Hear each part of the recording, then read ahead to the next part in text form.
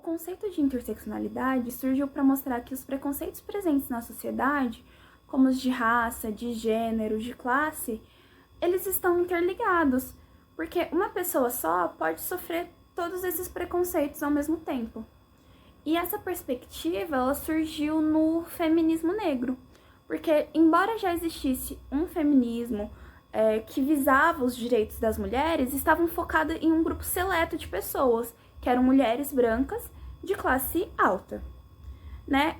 E esse conceito foi elaborado a partir de um estudo do caso de uma mulher que ela acionou a justiça por não ter sido contratada e o juiz falou que não era válido porque na fábrica tinha mulheres e tinham homens negros.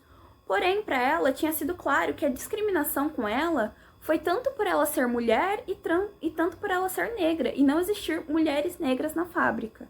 Então, o feminismo negro e a interseccionalidade estão profundamente conectados, visto que nenhum movimento naquela época conseguia focar em mais de uma coisa ao mesmo tempo.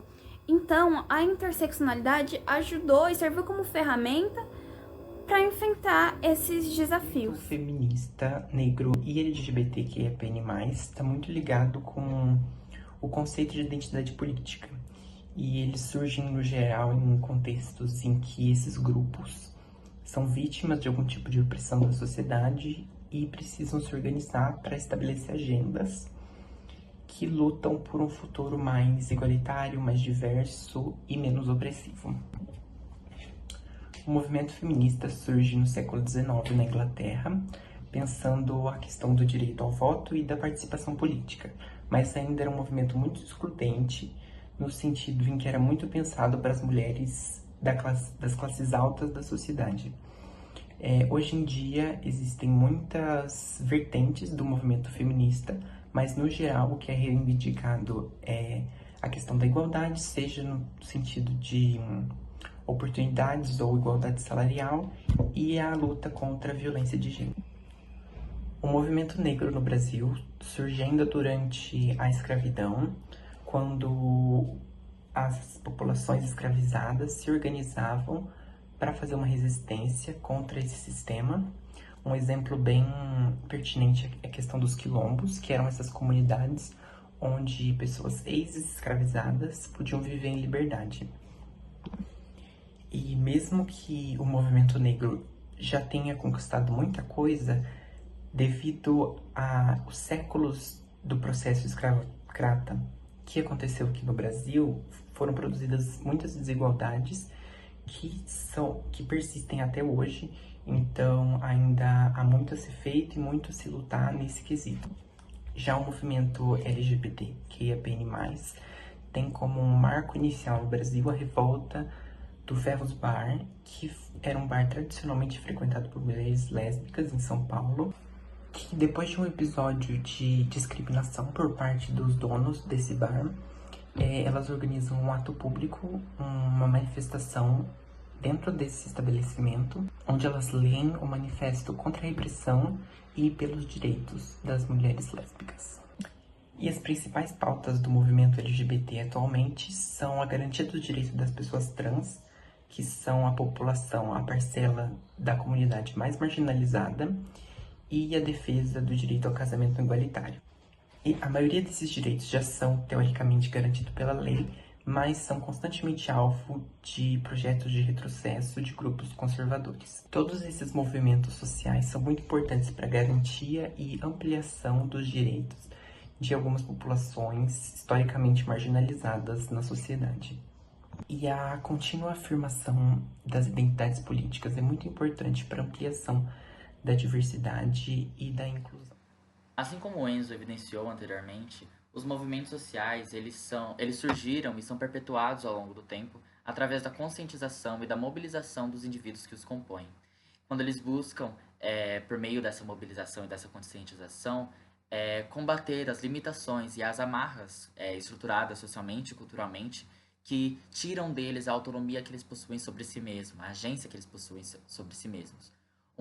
Como um exemplo de amarras, a gente pode citar as políticas de identidade, que são normas sociais que impõem um modelo de ser e de agir a um indivíduo por ele possuir certo estigma, certa característica que o associe a certo grupo. E a fazer essa associação, essas políticas elas restringem a agência do indivíduo, tentando enquadrar os corpos e expressões em padrões rígidos. É por isso que essas políticas acabam funcionando como uma ferramenta de opressão sistêmica. E é por isso que enfrentá-las é fundamental para que cada pessoa consiga viver de forma mais autêntica, sem ter a sua existência moldada por expectativas e pressões externas. A partir disso, a gente pode evidenciar, trazer à tona o conceito de identidade política, que, como Ciampa aponta, como ele define, são identidades que estão envolvidas nas lutas pela emancipação de diferentes grupos sociais. Construir uma identidade política exige que o indivíduo compreenda as forças que atuam sobre ele e reconheça as opressões que atravessam a sua vida. Esse processo permite uma maior autonomia, o fortalecimento da agência e a possibilidade de construir novas narrativas sobre si mesmo, o que representa um passo muito importante para esse indivíduo conseguir alcançar a sua emancipação. Esse caminho leva, inevitavelmente, à luta pelo reconhecimento, porque sem reconhecimento o indivíduo não consegue existir socialmente como realmente é. É o reconhecimento que valida a sua cidadania e a sua humanidade. No entanto, esse processo é marcado por um paradoxo. Muitas vezes, para ter suas demandas legitimadas, o sujeito precisa se adequar às normas do mesmo sistema que o oprime, negando certos aspectos de si mesmo. Um exemplo disso é a forma como muitas mulheres tiveram que adotar comportamentos e estéticas associadas à masculinidade no ambiente profissional, como mudanças na própria vestimenta para elas serem mais associadas esteticamente a terno, maquiagem mais neutra para tirar para diminuir a quantidade de produtos mesmo na face, às vezes um comportamento, uma postura mais rígida perante os outros colegas de trabalho, para que assim elas conseguissem ser valorizadas e terem os seus pontos de vista, as suas performances mesmo dentro do trabalho, os seus progressos valorizados dentro do ambiente de trabalho. Essa contradição ela é evidenciada numa frase que a própria Judith Butler fala: estou fora de mim desde o início e devo estar para sobreviver e entrar no domínio do possível. Por fim, quando olhamos para esse tema através da interseccionalidade, percebemos que algumas pessoas enfrentam esferas de dominação que se sobrepõem. Uma mulher negra e pobre, por exemplo, sofre simultaneamente racismo, machismo e aporofobia, o que torna ainda mais difícil conquistar reconhecimento e exercer uma certa agência, quando tem muitas ferramentas que oprimem essa identidade. Mesmo assim, esses sujeitos conseguem encontrar formas de resistência no cotidiano e conseguem fragmentos de emancipação ao desafiar as normas impostas. Então, quando a gente pensa sobre política de identidade política, interseccionalidade, a gente consegue entender como que essas ferramentas de opressão elas operam, mas também a gente consegue compreender como os indivíduos que resistem a essas normas, a essa normalidade, como esses indivíduos são fortes, que apesar das contradições e das dificuldades, eles encontram brechas para existir, resistir e transformar a realidade que eles existem. Eu vou explicar como as identidades elas são produzidas no cotidiano e como as visões das autoras Judith Butler, Jamila Ribeiro e Bell Hooks ajudam a compreender as relações entre normas, reconhecimento e resistência.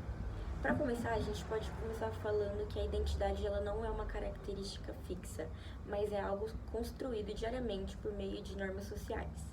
Para começar, tem a visão de Judith Butler, que ela mostra que o gênero ele é algo performático.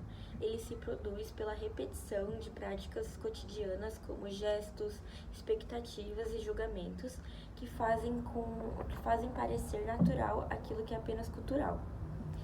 Já a Djamila Ribeiro, ela amplia essa discussão ao mostrar que nem todas as identidades têm as mesmas condições de reconhecimento. O lugar de fala, por exemplo, ele revela que no cotidiano as mulheres negras, por exemplo, elas lidam com uma interrupções de desconfiança, invisibilidade e o que demonstra que como o racismo e o sexismo, eles moldam quem pode ser ouvido e legitimado. E temos também a visão de Bell Hooks, que ela explica que a identidade ela é sempre múltipla. Raça, gênero, classe e sexualidade se combinam para gerar experiências específicas. E a mulher negra, ela não enfrenta o machismo ou apenas o racismo, mas a intersecção dos dois, o que contribui para que posteriormente identidades sejam vistas como desviantes. Embora normas tentem fixar quem devemos ser, o cotidiano ele também é um espaço de resistência. Quando alguém se coloca em lugares que lhe foram negados, narra sua própria experiência ou forma identidades que desafiam expectativas, cria-se brechas no discurso dominante. E essas ações, por menores que elas pareçam, são politicamente importantes. Judith Butler mostra que toda performatividade ela pode ser subversiva, já que Jamila Ribeiro ela evidencia que ao afirmar em um local de fala, rompe silenciamentos, e a Bell Hooks ela mostra que identidades marginalizadas carregam tradições de resistência. Assim, a identidade ela é um processo de transformação e ao nos transformarmos, também transformamos o campo social. Olá, meu nome é Rafaela e hoje a gente vai falar um pouco sobre identidades na área de relações internacionais, mais especificamente dentro da área de segurança internacional. Quando a gente está falando de segurança e defesa internacional, é sempre importante falar um pouco sobre Galton. O Galton ele vai explicar as violências que podem ser cometidas dentro desses conflitos armados. Ele diz que as violências elas podem ser físicas, do embate de um contra o outro, elas podem ser estruturais, quando está tentando se restaurar a estrutura, quando a estrutura que está ali dentro já é falha e acaba que isso violenta as pessoas ali dentro, e cultural, de uma cultura tentando exterminar a outra, não conseguindo assimilar a outra. E quando a gente tem um conflito, esses embates, esse tipo de violência, eles podem acontecer de uma forma junta ou separada. Ou nem sempre é necessário que haja um conflito para que essas violências precisam existir. Por exemplo, no Brasil, a gente tem a questão do racismo estrutural, que não é porque tem um conflito físico que essa violência ela não vem de dentro da estrutura para com a cultura desses povos negros, dessas pessoas negras. E a gente precisa estar ressaltando essa questão de quem é que está resolvendo esses problemas. E aí, no caso, de novo, do racismo no Brasil, a gente tem o STF que está votando nesse momento para colocar o Brasil como detentor de racismo estrutural. A gente não tem nenhuma pessoa negra lá dentro para falar. Então, quem é que está resolvendo os conflitos? Quem é que está resolvendo essas coisas? E a identidade, ela pontua especificamente nesse lado, de que se não é a pessoa que está ali vivendo esse conflito, não é uma pessoa representante daqueles povos que está ali resolvendo esse conflito, quem é que tá? E muitas vezes a gente vê a ONU, por exemplo, fazendo missões de estabilização da paz, missão para a paz, operações de paz, e que elas não ouvem as pessoas que estão ali. Elas simplesmente acham que tem que... É como se o mito do fardo do homem branco tivesse sido modificado e agora a gente tem que levar para esses povos a democracia, a gente tem que levar para esses povos a cidadania, como é visto no Ocidente. E não realmente pergunta para essas pessoas o que é que elas querem ali dentro. A democracia? Elas querem uma cidadania? Elas querem viver como o Ocidente? Ou elas não querem? Ou o estilo de vida que elas querem ali é outro? Quando for reconfigurado, quando esse conflito passar, o que elas querem estar vivendo ali é de outra forma. Isso tudo tem que ser conversado, tem que ser falado com as lideranças, tem que ser falado com as pessoas locais, porque às vezes as lideranças são lideranças que tomaram o poder sem que as pessoas ali quisessem que essas pessoas estivessem no poder. Então tem que conversar com muita gente, tem que trazer esse tipo de identidade. E aí a gente já entra no fato de que é só a quantidade que merece ser colocada em pauta. Porque, por exemplo, a gente tem um conflito na República Democrática do Congo. Se a gente coloca a representatividade de mulheres brancas lá dentro, e a gente tá falando de o Congo, que é considerado a capital mundial do estrupo, a gente coloca uma mulher branca para ali resolver. Ela é representatividade da categoria interseccional de pessoas, de mulheres, mas ali no Congo a gente tem uma estrutura que são mulheres negras de diversas etnias. Então, será que realmente compensa com que essa mulher tente resolver esse conflito, sem olhar, sem perguntar, sem conversar com as pessoas locais, sem conversar com as mulheres locais para ver o que elas querem? E essa questão de representatividade, ela não dá só em conflitos, que nem eu falei. A gente tá falando de segurança internacional, sempre vem em mente a questão da guerra, mas não é só a guerra que a gente tá falando, a gente tá falando de outros tipos de representatividade que precisam ser feitas dentro de relações internacionais, dentro do meio de segurança internacional. Uma delas é o que a Abdias Nascimento vai falar no genocídio do negro brasileiro, que é a questão dos diplomatas brasileiros.